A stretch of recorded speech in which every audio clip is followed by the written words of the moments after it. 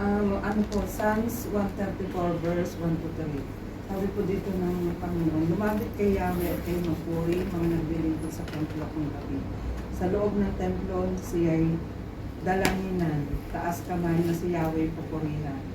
Pagpalain nawa kayo ni Yahweh, Diyos na lumikha ng langit at lupa, magmula sa Sion, inyong pagpapalay. Purihin po ang salita ng Panginoon, sabi po. Adakil ang makapangyarihan sa lahat. Pinupuri ka po namin, pinasasalamatan sa gabi. Ito tunay na po kayo ay Diyos na makapangyarihan sa lahat, Diyos na lumikha ng langit at lupa. Salamat, Ama, dahil kayo po yung tunay na Diyos na hindi po nagbabago sa inyong mga pangako po, Panginoon. Salamat po sa pag-iingat. Salamat po sa pagsama, sa pagpilos po, Panginoon, sa aming mga buhay. Tunay nga po na karapat dapat kayong purihin at pasalamatan sa gabi ito po, Panginoon.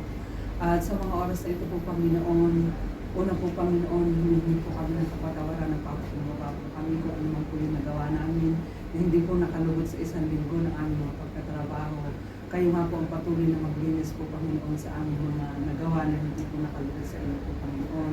Katulad po ng pagpapatawad po namin sa aming kapwa po, Panginoon. Sa gabi ito po, Panginoon, tunay nga po na ipinagkakatiwala po namin yung gabi ito na pagpupuri po at salamat sa inyo na kayo po yung tunay na makita at kayo po yung patuloy na manguna at tunay na magturo po sa gabing ito po, Panginoon. At tunay nga po na maranasan po namin ang inyong pagkilos, ang inyong banal na espiritu at presensya sa lugar na ito po, Panginoon. At tunay na balutin mo po kami, Ama, na inyong kapangyarihan takpak po, Panginoon. Nakuban niyo po kami po, Panginoon.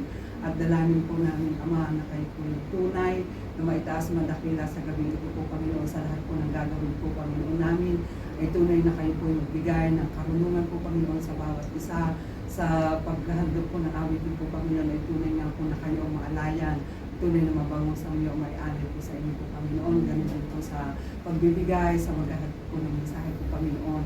Patuloy nga po kayo ang makita at tunay na paunawa po sa amin po, Panginoon. Pangunahan niyo mga po kami, turuan at tunay na maunawaan po namin ang nais niyo po at mensahe sa gabi ito po, Panginoon, upang patuloy po namin mapanghawakan ito po, Panginoon, sa araw-araw po namin buhay at maging kapakinabangan po, Panginoon. At tunay na kayo po yung maging katatagan po namin po, Panginoon. Kayo po lagi yung tingnan namin dahil kayo po yung Diyos na tunay na may hawak po ng lahat ng bagay, may control po, Panginoon. Kaya po pinagkakatiwala po namin yung katagumpayan ng gabi ito ay tunay na manggaling po lamang at kayo po yung magkaloob. Sa inyo po namin pinagkakatiwala ang lahat na may